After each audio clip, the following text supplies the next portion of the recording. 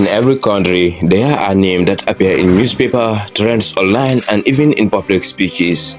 But then there are names you don't hear every day, names that move silently yet shape the nation from behind the curtain. This is the story of one of those names.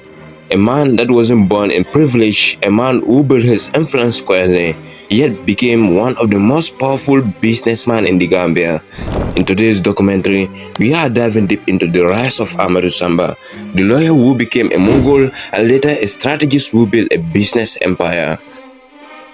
If you are curious about the hidden pathway to wealth, the connection that opened doors, and the strategies that turn ordinary men into national power players, then subscribe and stay with us, because this is a story that you won't forget. Before the influence, the business empire, and the nation recognition, there was a young Gambian man with nothing but education, ambition, and determination. His name is Amadou Samba. He did not grow up with wealth. He was not born into a political dynasty. He did not inherit an empire, but he was able to build something bigger than empire. Amadou's childhood was shaped by normal Gambian life, simple routine, strong family value, and the belief that education was the key to a better future. And education became his starting point. He pursued law, a respected profession, one that offers stability, status, and intellectual challenge. But even in those early years, something about him stood out. He was observant, he was strategic, he understood people, power, and opportunity, and quality that will one day define his rise. As a young lawyer, Samba built a reputation for being calm, sharp, and deeply calculated in his approach. He wasn't loud, he wasn't flashy, he simply did his work and did it well. But something interesting happened during those early years.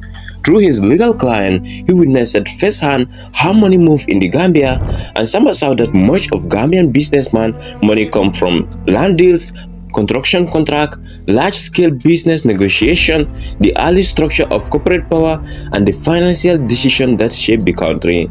Being close to those deals opened his eye. He realized the people with real influence are not the one agreeing in court, but the one signing contract. This realization lighted a spark. Samba began to rethink his pathway. Every successful person has a turning point, a moment that changed everything. For Amadou Samba, that moment was a decision to step beyond the courtroom. Instead of only serving clients, he began learning from them. He studied how property value grows, he studied how business negotiates, he studied the risks and reward of investment.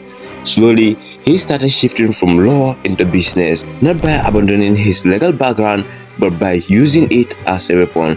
Law became his advantage. It gave him insight into contract, land agreement, corporate structure, and negotiation. He was not just entering business, he was entering with knowledge and strategy, and that made all the difference.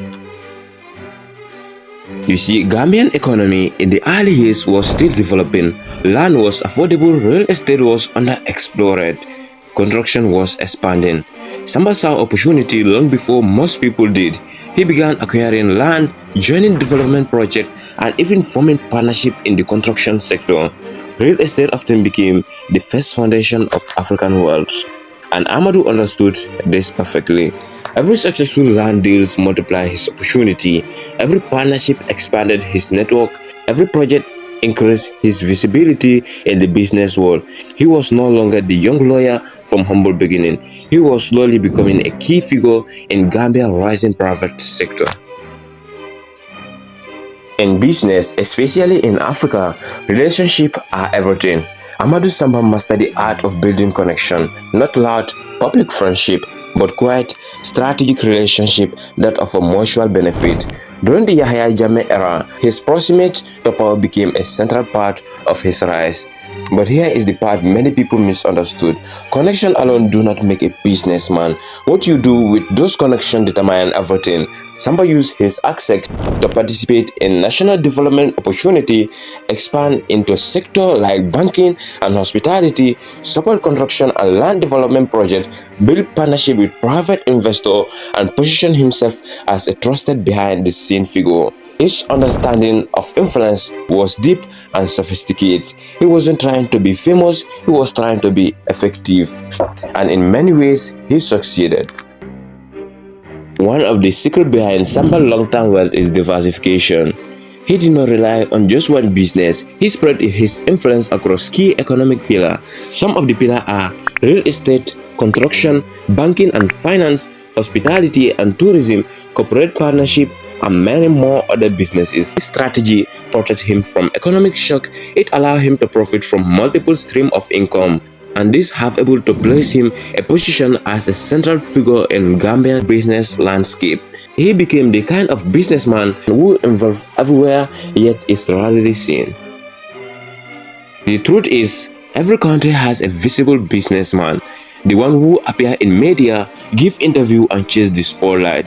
Amadou Samba is not one of them. He is the opposite, quiet, private, invisible, yet present everywhere. His influence is felt more than it is seen. This silence created a sense of mystery around him. Who is he really? How deep is his influence? How much power does he actually have? Some call him a strategist, some call him a broker of deal, some describe him as the man who moved the private sector behind the scene. But all agree on one thing: he is one of the most connected individuals in modern Gambia. By the time his business empire matured, Samba had built a lot of things for himself: a diversified portfolio, strong nation and international network, deep political and economic connection, influence across multiple industries, a reputation one of Gambia's wealthiest figures. But wealth alone doesn't define legacy. His legacy is a combination of strategy, timing and position. He understood when to enter a market, who to partner with, what deal had long-term value, and how to move quietly without attracting unnecessary attention. His story demonstrates that wealth is not always loud, influence is not always public, power does not always need a spotlight. Sometimes the strongest players are the quiet ones. This has been the rise of Amadou Samba, one of Gambia's most influential businessmen and the quiet architect of a modern business empire. And today, his net worth is estimated to be over $180 million, making him one of the richest Gambian businessmen.